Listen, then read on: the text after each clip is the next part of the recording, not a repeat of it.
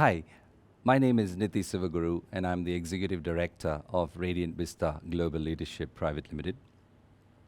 I'm extremely very proud at this moment, I must say, to be part of DLC's Leadership and Transformation Committee. And let me just share with you in terms of what I do and the topic that I've got for today. I'm pretty much involved in the area of leadership training assignments for organizations.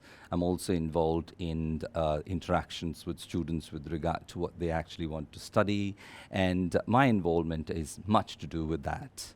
And the topic that I've actually got to speak on for today is more on the area of psychometric assessment for self-awareness and for leadership.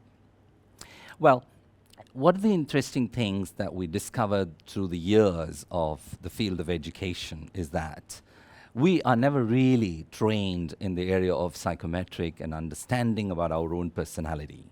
The education system largely actually trains us to be a very good technical expert. So for example, if you're involved in civil engineering, or you're in mechanical engineering, or you're in information technology, or whatever it may be, or even for that matter, you do medicine, we are largely concentrating on the content which would actually make us an expert in a particular field. Think back and look at the syllabus wherein which we actually came out of. How much of that actually talks about who am I? This question of who am I literally doesn't exist anywhere in the syllabus. And that's the reason why we have to look at this more consciously. Why? For the simple reason that corporate success, individual success, whether it's in the social life or whether in corporate life, it actually embodies personality and behavior. Nobody really fails technically. They don't. Well, it's either you can do it or you can't do it, right? You know it very well. Well, if you are not meant to be a civil engineer and you can't do that, then that's fine. You know it already.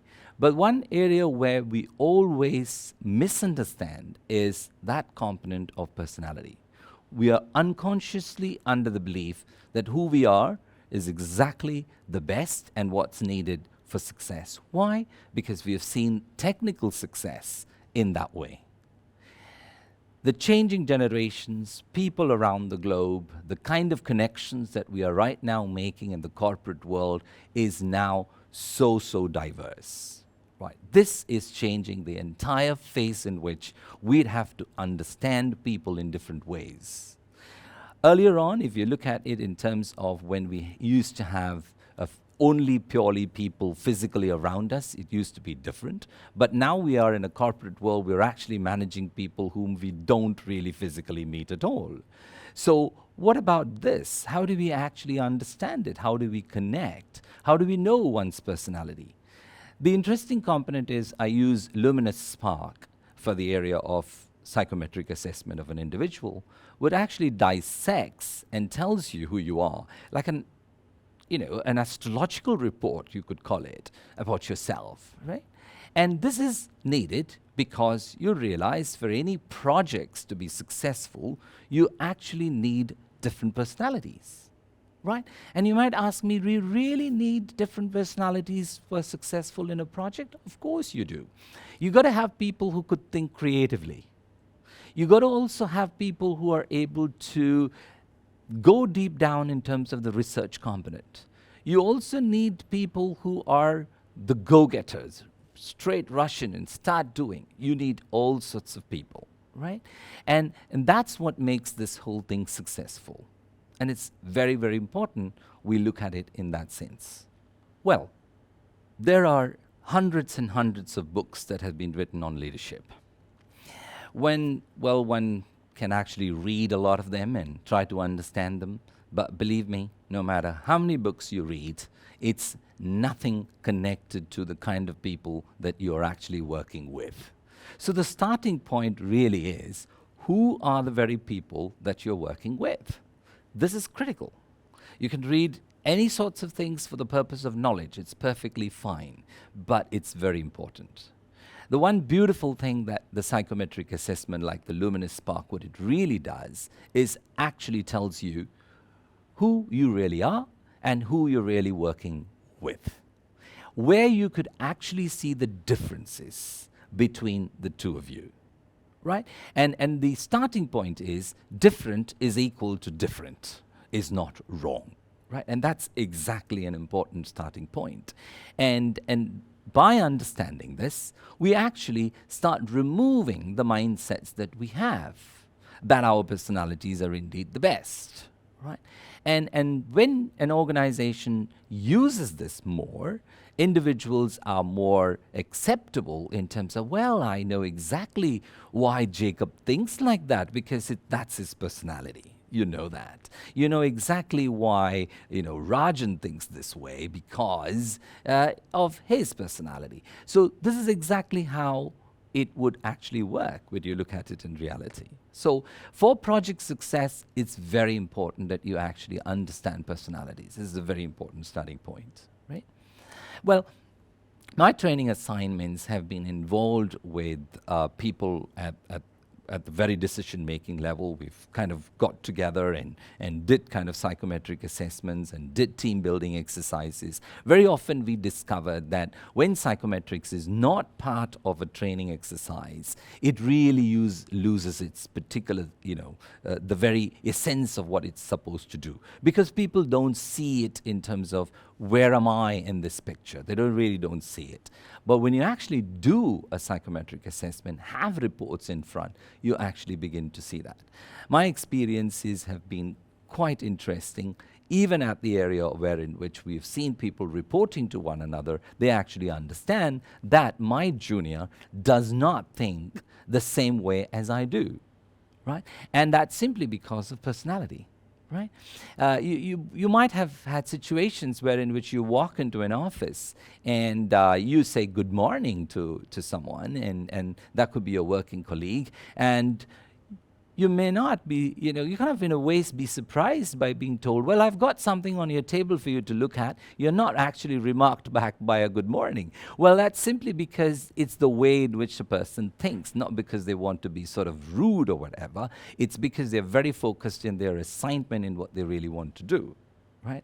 And they are not really looking at it from the perspective of being bad to you or not, sort of nice to you. So that's the way you got to really look at it. So it's actually quite important, and that's a very important starting point as well. Right. So is there a recipe for leadership success? Yes, certainly there is. And what are the leadership traits? It's very, very simple. All you have to do is look at yourself and have a psychometric report in front of you, and look at those psychometric reports of the people that you work with. Does this particular leadership style change? Of course it does.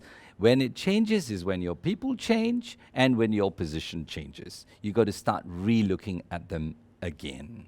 So there isn't something perfectly as you got it, you consume it, you're going to be best, and you don't need to make any changes after that. It's not going to be like that.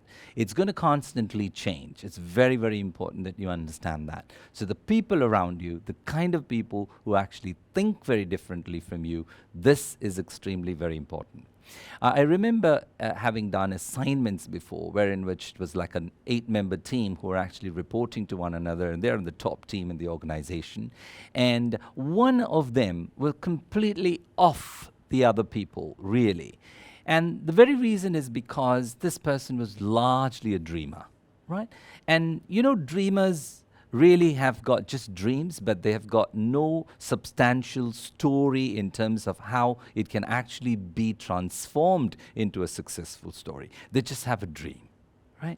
Now, very important that the team members who are of different personalities actually come together and say, well, how viable is this? How could we make this happen? It's very important that we actually look at it in that way and not just shut it down as, oh, well, this is not achievable.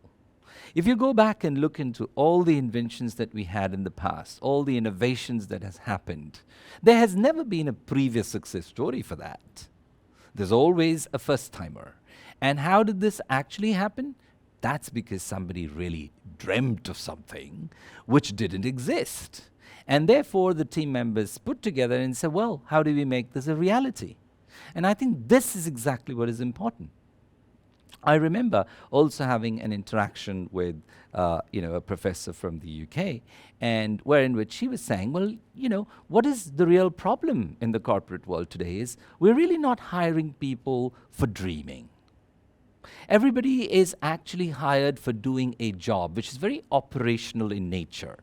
5 years down the road, 10 years down the road, where are we going to be? Nobody has got an answer. Neither have we have a director of Dreamer, because, this person is actually needed for a change in terms of what's going to make a corporate survive down the road. We don't have such a person. That's really a problem. Now, I earlier talked about the aspect of a student, right? Now, it's very important to look at psychometrics also from a student point of view.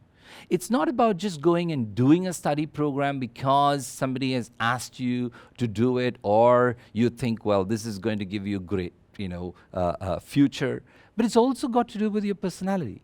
There isn't any point in getting involved in something which doesn't really suit you, because in the long run, it won't be effective, right? In the short run, maybe because you are motivated by somebody to do it, but in the long run, it really doesn't. So it's very important that you got to get involved in it. Take, for example, a profession like, say, somebody is involved in nursing, right? If you really don't have the passion to look after people, believe me, this is going to die out very quickly.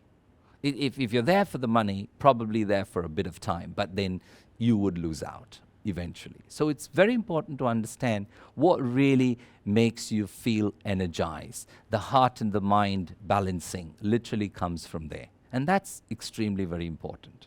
So in conclusion, just to bring down to whatever I spoke all this while, basically to say that the starting point is actually self. It's very important to start from within, to understand our own selves in terms of who we are. It's a very, very important starting point.